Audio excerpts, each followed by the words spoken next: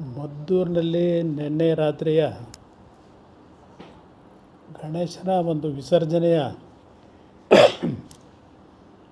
ಸನ್ನಿವೇಶದಲ್ಲಿ ಏನು ಒಂದು ಮೆರವಣಿಗೆಯನ್ನು ಹಿಂದೂ ಸಮಾಜದವರು ತೆಗೆದುಕೊಂಡು ಹೋಗ್ತಕ್ಕಂಥ ಸಂದರ್ಭದಲ್ಲಿ ಕಿಡಿಗೇಡಿಗಳು ಒಂದು 2-3 ಜನ ಕಲ್ಲು ತೂರಿದ್ದಾರೆ ಅಂತಕ್ಕಂಥ ಒಂದು ಮಾಹಿತಿ ಇದೆ. ಕಳೆದ ವರ್ಷವೂ ಸಹ ಮಂಡ್ಯ ಜಿಲ್ಲೆಯಲ್ಲಿ ನಾಗಮಂಗಲದಲ್ಲಿ ಕಲ್ಲು ತೂರಿನ ಪ್ರಕರಣ ನಮಗೆ ನಿಮಗೆಲ್ಲರಿಗೂ ನೆನಪಿನಲ್ಲಿರ್ತಕ್ಕಂಥದ್ದು. ಹೋದ ವರ್ಷ ನಡೆದಂಥ ಪ್ರಕರಣ ಭಾಳ ಮೊದಲನೇ ಬಾರಿಗೆ ಮಂಡ್ಯ ಜಿಲ್ಲೆಯಲ್ಲಿ ಆ ರೀತಿಯ ಒಂದು ವಾತಾವರಣ ನಿರ್ಮಾಣ ಮಾಡಿದರು. ಅದು ಪುನರಾವರ್ತನೆ ಆಗಿರ್ತಕ್ಕಂಥದ್ದು. ನಾನು ಜಿಲ್ಲೆಯ ಜನತೆಗೆ ಮತ್ತು ಮದ್ದೂರಿನಲ್ಲಿ ವಿಶೇಷವಾಗಿ ಈ ಒಂದು ಪ್ರಕರಣವನ್ನು ದೊಡ್ಡ ಮಟ್ಟದಲ್ಲಿ ಹಿಂಸೆಗೆ ಒಳಗಾಗ್ತಕ್ಕಂಥ ರೀತಿಯಲ್ಲಿ ತೆಗೆದುಕೊಂಡು ಹೋಗ್ತಕ್ಕಂಥದ್ದಕ್ಕೆ ಅವಕಾಶ ಕೊಡಬೇಡಿ. ಬೆಂಕಿಯನ್ನು ಹಚ್ಚತಕ್ಕಂಥ ಕೆಲಸ ನಡೀತಾ ಇದೆ. ಅದಷ್ಟೇ ಅಲ್ಲ, ಮಂಡ್ಯ ಜಿಲ್ಲೆಯಲ್ಲಿ ಎಂದೂ ಸಹ ಈ ರೀತಿಯ ಪ್ರಕರಣಗಳು ಆಗ್ತಾ ಇರಲಿಲ್ಲ. ಶಾಂತಿಯ ಜೀವನವನ್ನು ಮಂಡ್ಯ ಜಿಲ್ಲೆಯ ಜನ ನಿರ್ವಹಣೆ ಮಾಡ್ತಾರೆ. ಇಂಥ ಒಂದು ಪ್ರಕರಣಗಳು ಭಾಳ ಗಂಭೀರವಾದಂಥ ಪರಿಸ್ಥಿತಿಗಳಿಗೆ ತೆಗೆದುಕೊಂಡು ಹೋಗ್ತಕ್ಕಂಥದ್ದು ದಯವಿಟ್ಟು ನಾನು ನಿಮ್ಮೆಲ್ಲರಲ್ಲಿ ಮನವಿ ಮಾಡ್ತೇನೆ, ಇದಕ್ಕೆ ಅವಕಾಶ ಕೊಡಬೇಡಿ. ಇವತ್ತು ಇಂಥ ಒಂದು ಘಟನೆ ಇಷ್ಟು ದೊಡ್ಡ ಮಟ್ಟದಲ್ಲಿ ನಮ್ಮ ಒಂದು ಜಿಲ್ಲೆಯಲ್ಲಿ ನಡೀತಾ ಇರತಕ್ಕಂಥದ್ದಕ್ಕೆ ಮೂಲ ಕಾರಣ ನಮ್ಮ ಜಿಲ್ಲೆ ಅಷ್ಟೇ ಅಲ್ಲ, ಇಡೀ ರಾಜ್ಯದಲ್ಲಿ ಕಾಂಗ್ರೆಸ್ನ ಆಡಳಿತದ ನಡವಳಿಕೆಗಳೇನಿದ್ದಾವೆ.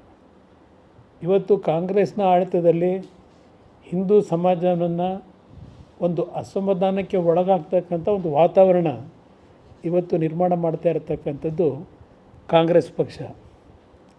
ಅದು ಪ್ರತಿನಿತ್ಯ ನಾವು ನೋಡ್ತಕ್ಕಂಥದ್ದೇನಿದೆ. ಇವತ್ತು ಈ ರಾಜ್ಯದಲ್ಲಿ ಕಾಂಗ್ರೆಸ್ ಸರ್ಕಾರ ಬಂದ ನಂತರ ಯಾವೊಂದು ಕಾಂಗ್ರೆಸ್ನ ಆಡಳಿತದಲ್ಲಿ ಒಂದು ರೀತಿಯ ಹಿಂದೂ ಸಮಾಜದಲ್ಲಿ ಒಂದು ದೊಡ್ಡ ಮಟ್ಟದಲ್ಲಿ ಇವತ್ತು ಸಂಘರ್ಷಕ್ಕೆ ಎಡೆ ಮಾಡಿಕೊಡ್ತಕ್ಕಂಥದ್ದಕ್ಕೆ ಪ್ರೇರೇಪಣೆ ಇದೇ ಕಾಂಗ್ರೆಸ್ ಪಕ್ಷದ ಪ್ರೇರೇಪಣೆಗಳಿದೆ.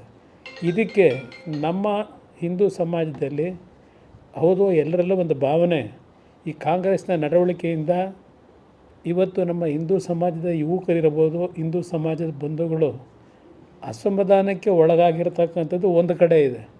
ಇಂಥ ಪರಿಸ್ಥಿತಿನಲ್ಲಿ ಈ ಕಲ್ಲುಗಳನ್ನು ಹೊಡೆಯತಕ್ಕಂಥದ್ದು ಇದರ ಹಿನ್ನೆಲೆ ಒಂದು ಸಂಘರ್ಷಕ್ಕೆ ಈ ಎರಡೂ ಸಮಾಜಗಳನ್ನು ಇವತ್ತು ದೂಡ್ತಕ್ಕಂಥದ್ದೇನಿದೆ, ಇದಕ್ಕೆ ಮೂಲ ಕಾರಣ ಕಾಂಗ್ರೆಸ್ ಪಕ್ಷ ಇದೆ.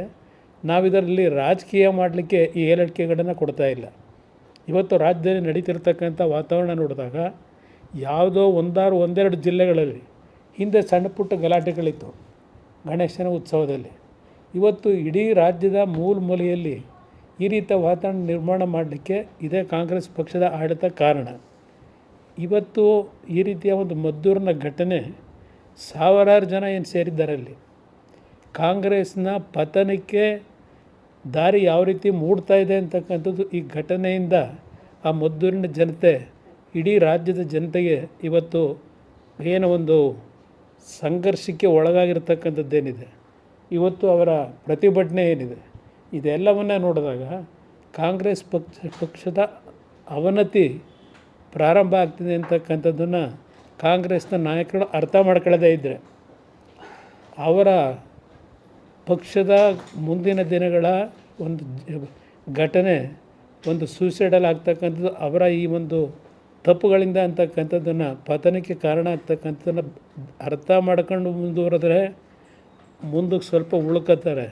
ಇಲ್ಲದೇ ಇದ್ದರೆ ಈ ನಾಡಿನ ಜನ ಅವ್ರನ್ನ ಸಂಪೂರ್ಣವಾಗಿ ಪತನದತ್ತ ತೆಗೆದುಕೊಂಡು ಹೋಗ್ತಾರೆ ಅಂತಕ್ಕಂಥದ್ದು ನನ್ನ ಅಭಿಪ್ರಾಯ. ಹೀಗೆ DC ಅವರಿಗೆ ಇಬ್ಬರಿಗೂ ಬೆಳಗ್ಗೆ ಮಾತನಾಡಿದ್ದೇನೆ. ಯಾವುದೇ ರೀತಿಯ ಅಹಿತಕರ ಘಟನೆಗಳಿಗೆ ಅವಕಾಶ ಕೊಡದೆ ಶಾಂತಿಯುತವಾದಂಥ ರೀತಿಯಲ್ಲಿ ಜನತೆ ಇರ್ತಕ್ಕಂಥದ್ದಕ್ಕೆ ಸರಿಯಾದ ರೀತಿಯ ಕ್ರಮವನ್ನು ತೆಗೆದುಕೋಬೇಕು ಅಂತಕ್ಕಂಥದ್ದು ಹೇಳಿದ್ದೇನೆ. ನಾನು ಮದ್ದೂರಿನ ಜನತೆಗೂ ಸಹ ತಾಯಂದಿರಿಗೂ ಸಹ ಹೇಳಲಿಕ್ಕೆ ಬಯಸ್ತೇನೆ.